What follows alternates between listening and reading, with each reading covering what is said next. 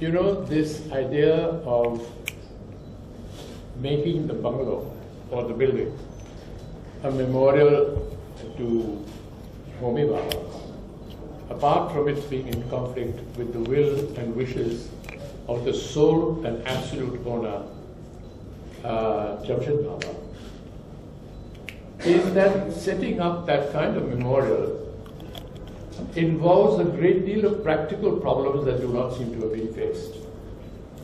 For example, the worst possible thing that could happen is for a unique organization like the NCPA to be denied these funds. Unique and active organization like the NCPA to be denied those funds for something that in the end is not properly utilized. Now, there is a great deal that is going on that is not properly used. You don't have the people to run them. You don't have the running funds to run them. For instance, the National Gallery of Modern Art, Bombay, has been looking for a director for years and not found one. The National Museum in Delhi, Victoria Memorial, have been looking for directors and staff and not been able to find them. They have found two people very recently. So, what are we saying? There is not the educated and trained cadres to look after these places. Now, I tell you the tragedy of that. What used to be called the Kawaji Jahangir Hall was handed over to the central government and it is now run by the state government, which was a cultural a place of meetings, of talks, of concerts. Now, not long ago, the National Gallery of Modern Art in Mumbai had footfalls, visitors, of about 100 people a day. Now, unless an organization is run by a dynamic person and by trained cadres, we will have denied a live and active institution like the NCPA, willed legally by its sole and absolute owner, for what? For underutilized. And there's another small point I want to make before I stop. I'm taking very long, I realize. Most of Homi Bhabha's work relevant to atomic energy was conducted at what today is the Yacht Club. Anushakti Bhavan, I think is what it's called. Most of his work was done there. And if there has to be a memorial in his name, that is where it should be. And that is where they had planned it to be. Except that at the last moment, an atomic energy museum, no, security reasons cannot be done and hasn't been done.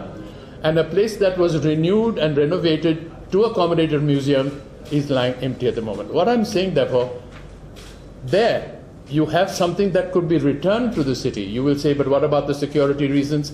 The Navy has a museum there, which follows the right security procedures, and it is open to the public.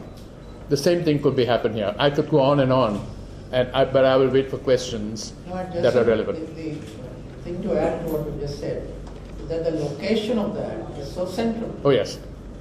What I was going to say is that in spite of the NGMA, National Gallery of Modern Art, being at more or less the hub of tourism and visitors, here, museum, 100 footfalls a day. A while ago. I didn't telephone them today to find out what the footfalls are today.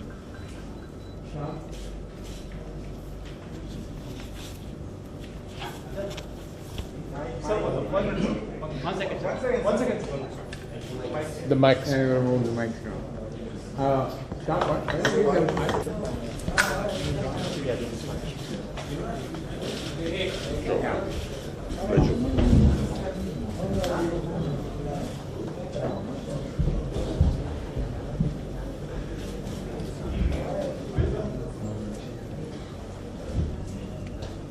The National Center for Performing Arts is the most important cultural institution we have.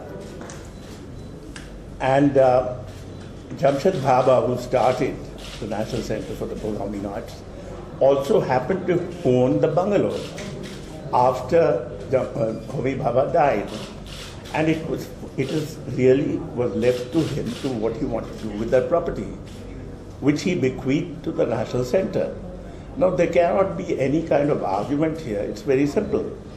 It's a private property. The gentleman leaves it to the institution that he nurtured, because there are many PA has to run, and to be able to run that, it requires a corpus. Now, this was going to constitute the corpus. Now, if you're going to use that to create a museum, why today? Homi Bhabha died in, many years ago. 48 years ago. If the government wanted to create a museum in his name, it should have been done a long time ago. How did they suddenly wake up today that they're going to create a museum for him? And even if they do, there are other places where it can be. Of course, there are living institutions. The BARC is a living institution named after him and his interest, which was science. Also, BARC has a huge property, a whole palace on Warden Road, which they use, and part of that can be used as a museum for him. If BARC meaning Bombay? Bhabha. Yeah, Bhabha Atomic Research Center.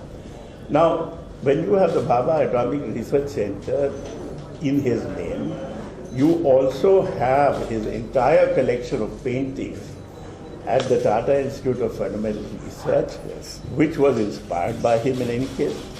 And then you can now have a museum, if you so desire, in the palace, which is at this moment in the control of Bhabha Atomic Research Center.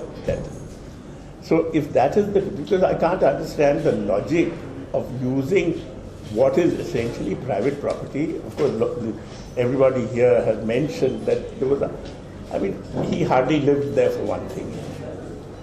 His younger brother lived there forever.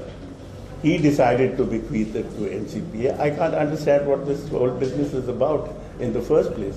It doesn't make any sense whatsoever. If the government of Maharashtra does wish to honor Homi Bhabha and create a museum in his name, why not build one? Why not build a museum for him? As simple as that.